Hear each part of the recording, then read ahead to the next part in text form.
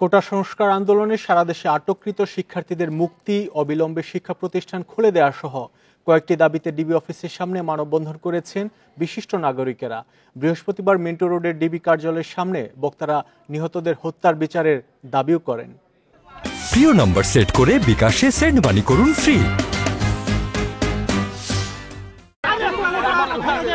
কোটা সংস্কার আন্দোলনে কতজন শিক্ষার্থী আটক রয়েছে, কবে তাদের মুক্তি দেয়া হবে তা জানতে বৃহস্পতিবার বিকেলে মিন্টো রোডের ডিবি কার্যালয়ে আসেন বিক্ষুব্ধ নাগরিক সমাজ। কোটা সংস্কার আন্দোলনে কেন শিশুসহ শিক্ষার্থী নিহত হলো সে প্রশ্ন রাখেন তারা। আগামী 24 ঘন্টার ভিতরে যেখানে আটক আছে ঢাকার বাইরে বিভিন্ন অঞ্চলে বিনা বিচারে কোন ধরনের আইনানুগ ব্যবস্থা ছাড়া তাদের সকলকে অনতিবিলম্বে মুক্তি দিতে হবে।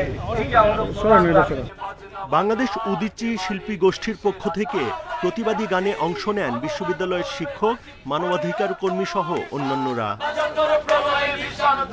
সারা দেশের সব শিক্ষার্থীর মুক্তি, হত্যার সুষ্ঠু বিচার সহ অবিলম্বে দাবি মানা না হলে নাগরিক সমাজের পক্ষ থেকে কঠোর কর্মসূচির ঘোষণা দেওয়ারও হুঁশিয়ারি দেয়া হয়।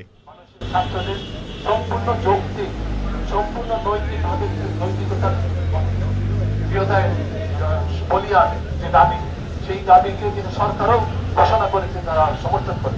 সেই দাবি আন্দোলনে এই বিচারে আমরা অত্যাচার করি, তারা অত্যাচার করেছে।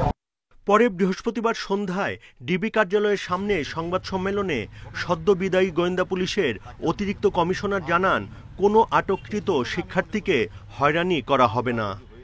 যদি কেউ নির্দোষ থাকে, নির্দোষ প্রমাণিত হয়, তাদেরকে হ্যারেস করা হবে।